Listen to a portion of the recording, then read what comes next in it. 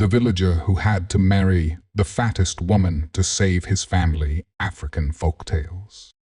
Once upon a time, in a small, sun-soaked village nestled at the base of towering mountains, there lived a young man named Bantu. He was the pride of his family, known for his kindness, strong work ethic, and gentle spirit. His mother and father, though poor, had raised him to value respect, community, and sacrifice. Yet, their family's farm had fallen on hard times. The rains had not come in 2 years, and the granaries were empty. Starvation loomed like a shadow over their home. The village had a wealthy chief named Olwendo, a man of peculiar tastes and eccentric demands. Chief Olwendo was infamous for his power and influence, as well as his peculiar condition. He believed that marrying off his only daughter, Mwaya, to someone who truly accepted her would secure the blessing of the gods. The catch was that Mwaya was the fattest woman in the land, and not many suitors saw beyond her size. The villagers whispered stories about her. She had a heart as vast as the savannah but was cloaked in loneliness. One fateful day, Chief Olwendo declared a contest. "Whoever is willing to marry my daughter," he announced, "will inherit half my wealth and secure their family's future. But the suitor must genuinely love and care for her.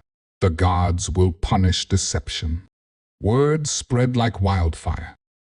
For the impoverished villagers, this seemed like a golden opportunity, but many scoffed at the idea of marrying Maya. Bantu's family, however, saw a glimmer of hope. His father called him to their humble hut and said, "My son, this is not about wealth. This is about survival. If you can see the beauty in this woman and bring her happiness, the gods will smile upon us all." Bantu's heart grew heavy. He had never met Maya, and he was wary of marriage born out of desperation. But as he looked into his mother's sunken eyes and his father's weathered face, he knew he could not let them perish. With a deep breath, he said, "I will do it. Not for the wealth, but to save our family." The day of the introduction came, and Bantu's family stood before Chief Olwendo's grand palace. The chief's laughter echoed as he greeted them. Moya appeared, her stature imposing but her face shy and kind. Her eyes were pools of vulnerability, searching for acceptance.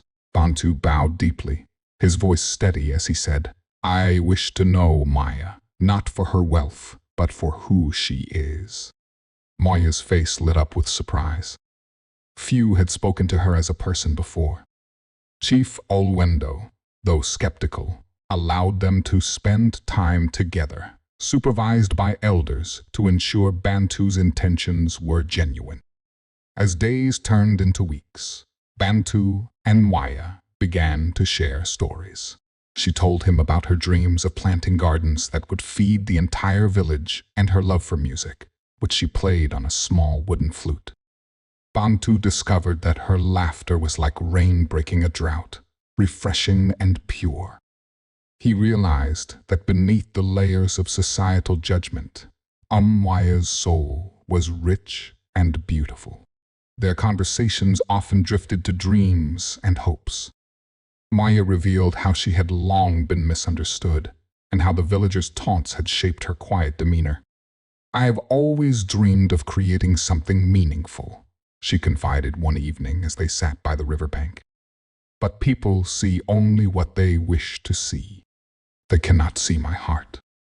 Bantu found himself opening up too, about the struggles of his family and his fears of failure.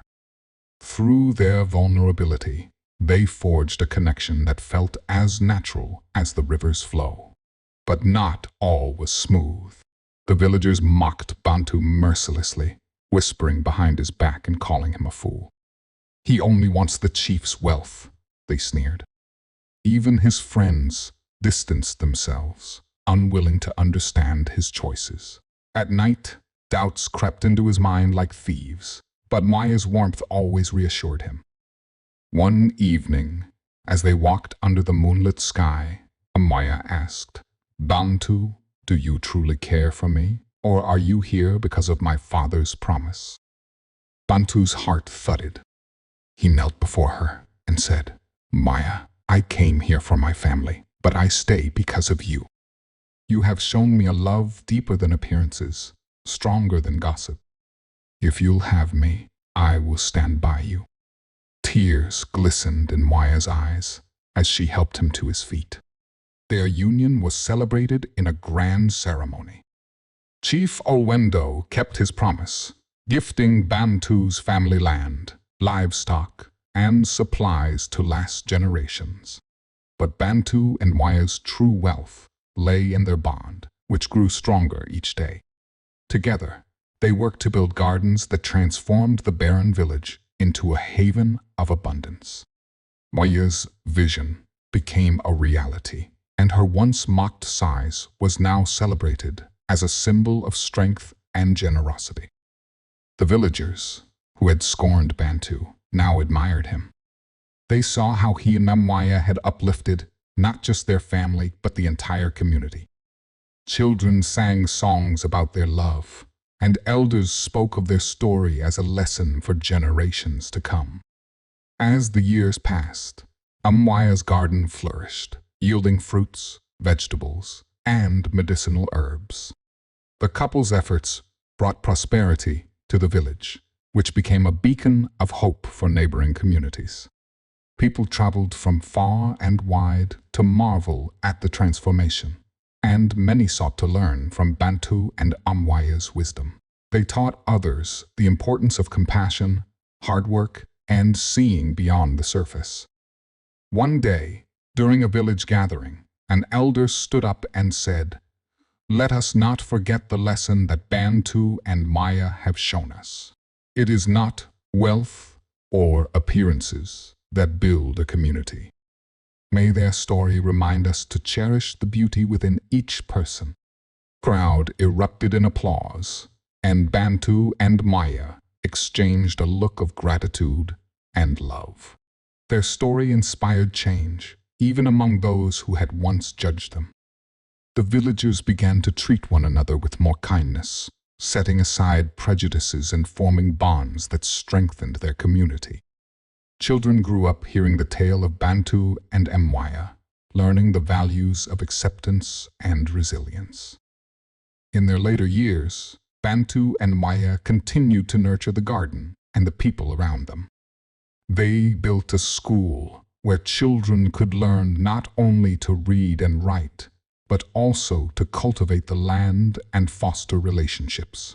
Maya's flute music became a symbol of joy, often heard at village celebrations and gatherings. On their 40th wedding anniversary, Chief Owendo, now an old man, stood before the village and said, "I once doubted that anyone could truly love my daughter for who she is. But Bantu proved me wrong. Together, they have shown us the power of love and determination. They have reminded us that the gods bless those who act with sincerity." Bantu and Maya's journey was not without challenges, but their love and perseverance turned obstacles into opportunities. They proved that beauty lies in the heart, and that true wealth is found in the connections we nurture. The morale of this tale is clear. True love sees beyond appearances and societal judgments. It is founded on mutual respect and shared dreams. Bantu's courage and Maya's resilience remind us that beauty lies in the heart, not in the eye. And sometimes, the greatest blessings come from the most unexpected sacrifices. Their story lives on, carried in the hearts of those who hear it, inspiring generations to value love, kindness, and the courage to look beyond the surface. Thank you for joining us on this journey into the unknown. If you enjoyed this tale, please like, share, and subscribe to our channel. Don't forget to hit the bell icon to stay updated on our latest videos.